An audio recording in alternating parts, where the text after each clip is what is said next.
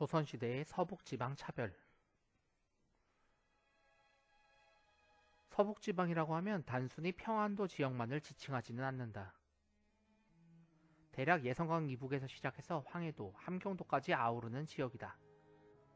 그리고 그 중심에는 평양이 있었다. 전통적으로 서북지방 사람들은 고구려의 후손을 자처하면서 문화 전통적으로 자부심이 강했고, 조선시대에도 고려의 개성, 고구려의 평양 등 옛 왕조의 고도가 많이 남아있어 여전히 자긍심이 강했다.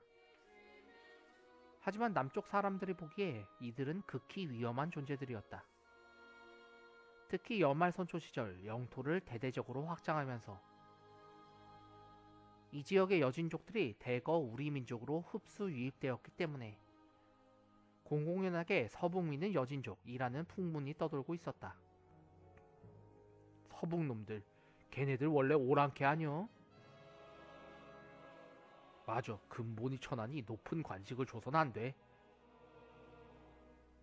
게다가 너무 춥고 토양도 척박해서 3인 정책으로 개척하려던 북방의 영토였지만 중종 이후로는 유배지로 변질되게 된다.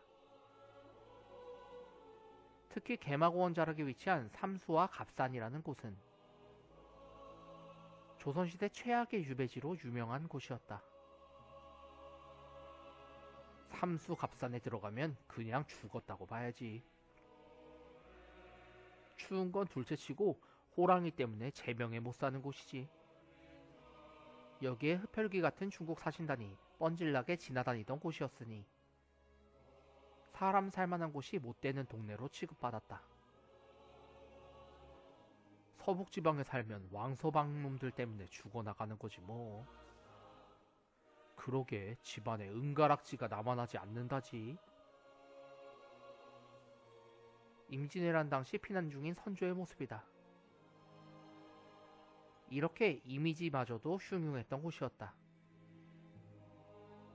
그런가 하면 조선시대의 국교나 마찬가지였던, 성리학의 전파가 늦어져서 이런 장계까지 조정에 올라오게 된다. 영남지방에서는 두매산골에서도 소학을 배우는데 서북지방에서는 양반들도 소학을 모르니 큰일이 옵니다. 사정이 이렇다 보니 서북지방은 양반 세계에서 완벽하게 왕따를 당하게 된다. 이중환은 택리지에서 이렇게 말하고 있다. 이중환, 서북민들은 설령 과거에 합격하여도 벼슬은 현령에 지나지 않는다. 문벌을 중하게 여기는 한양 사람들은 절대로 서북민과 혼인하려 하지 않는다. 사정이 이렇다 보니 서북 양도에는 사대부가 없고 사대부 또한 가서 살지 않는다는 말이 나올 정도다. 지역 감정의 표면화, 홍경래의 난. 혹자는 조선시대의 과거 급제자 명단을 가지고 서북지방 차별은 크게 존재하지 않았다고도 말한다. 아래는 조선시대의 초시 합격자 수의 쿼터이다. 참고로 조선시대 서북지방의 인구는 조선 전체 인구의 30% 정도였다. 그런데 합격자 수는 23% 정도로 상대적으로 더 적다. 이 정도 차이 가지고 하지만 차별이라고 볼 수는 없다. 하지만 합격자들의 이후의 모습을 보면 차별 정도를 여실히 느낄 수 있다. 당시 서북지방 출신들의 가장 큰 불만은 승진할 수 없었다는 점에 있었다. 특히 조선 후기로 갈수록 상태는 더 심각해져서 18세기경 당상관 후보자의 명부에는 서북지방 출신이 단 한 명도 없을 정도였다. 무관의 경우에는 상황이 조금은 나았지만 그럼에도 불구하고 차별은 여기에도 존재해. 서북 출신들은 고위무관에 오를 수 없었고 대부분 하급무관만 간신히 얻을 수 있었다. 사태가 이렇다 보니 서북지방에는 사대부 집단인 사족이 거의 사라져서 다른 지역과 달리 중인계층인 향리의 권한이 커지게 된다. 그런데 서북지역은 인류지역이었기 때문에 조세를 중앙에 운반하지 않고 자체적으로 처리했다. 중국 사신들 접대해야지. 군대 먹여 살려야지. 중앙에 갖다 바칠 세금이 어딨어. 그런데 이런 세금을 누가 걷느냐? 바로 향리였다. 때문에 이 지역에서 향리의 역할은 절대적이었다. 이때 향리들은 수령과 결탁해서 온갖 수탈과 비리를 일삼게 된다. 그런데 순진한 백성들은 가혹한 수탈을, 서북민에 대한 차별이라는 피해의식과 결합하게 된다. 우리가 먹고 살기 힘든 건 다 한양놈들이 우리를 차별해서 그런 거 아닐까? 다만 이런 불만은 크게 표면화되지는 않았다. 결정적인 사건이 있기 전까지는. 사실 6, 70년대 군사정권 때부터 불거진 영호남의 지역감정은 결정적인 사건이 있기 전까지는 크게 표면화되지는 않았다. 그냥 잠재의식 속에 그런 불만이 있었던 것인데 5.18이라는 사건이 터지자 대놓고 감정이 표출된 것이었다. 조선시대에도 마찬가지였다. 잠재의식 속에 그런 불만이 있었던 것 뿐인데 19세기 초 홍경래의 난이 터지고 강제로 진압이 되자 이후 서북민들의 지역감정은 노골적으로 표면화된 것이었다. 구한말 언더우드 여사의 증언은 이렇다.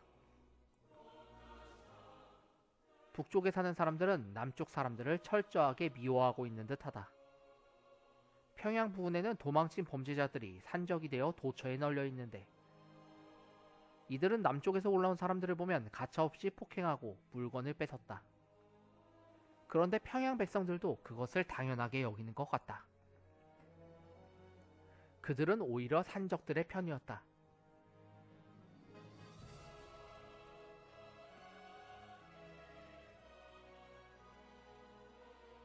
구한말 평안도, 근대화의 선진지역. 홍경래의 난 이후 서북민들은 지역차별로 분을 삭혔지만 한편으론 무역과 상업에 종사하며 괄목할 만한 성장을 이루고 있었다. 여타 지역과 달리 양반들의 수가 적어 신분적 차별이 상대적으로 약했다는 점은 오히려 활발한 상업활동을 가능하게 했고 또 국경과 맞닿은 지리적 이점을 활용해서 국제교역에서 두각을 나타냈던 것이다.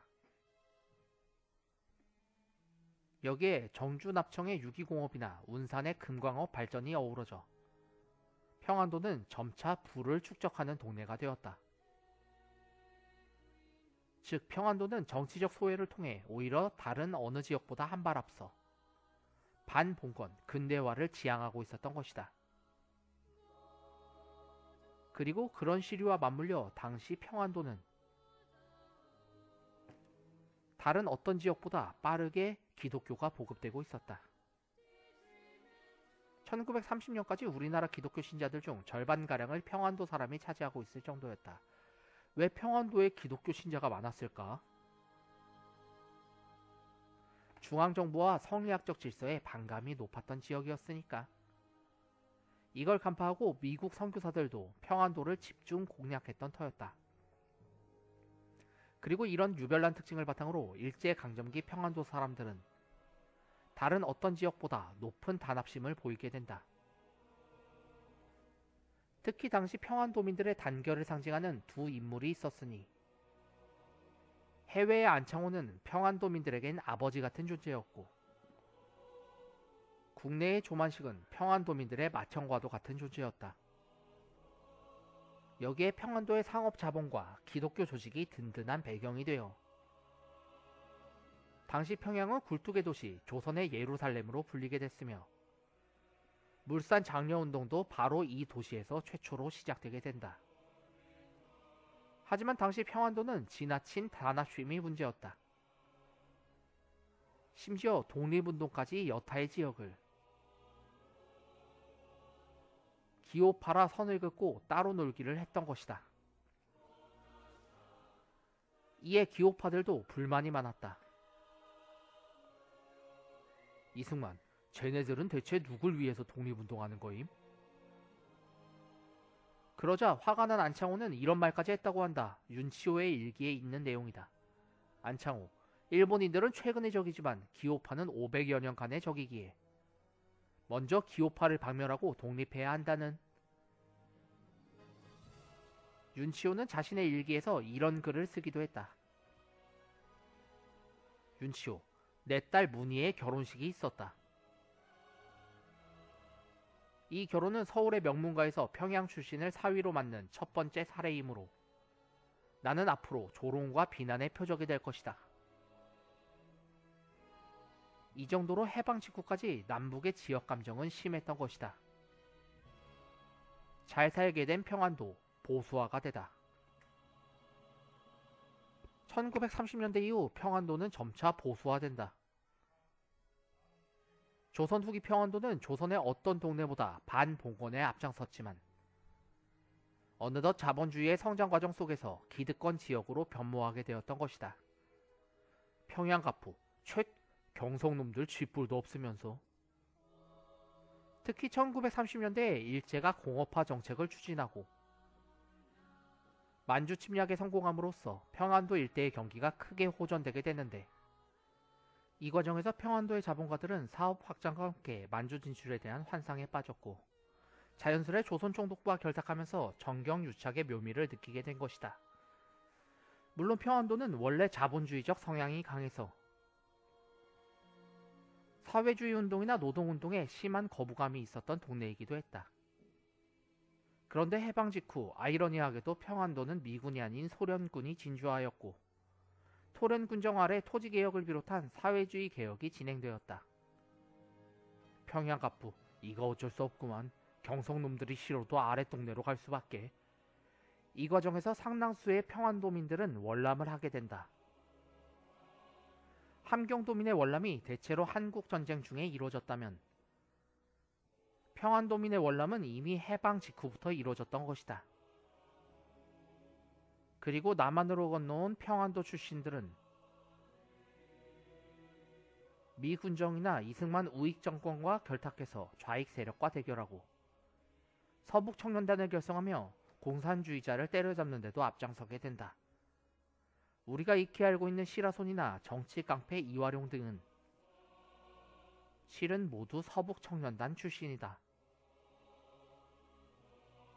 어쨌든 여기서 사회의 기득권층은 보수적으로 변한다는 사실을 우리는 알 수 있다.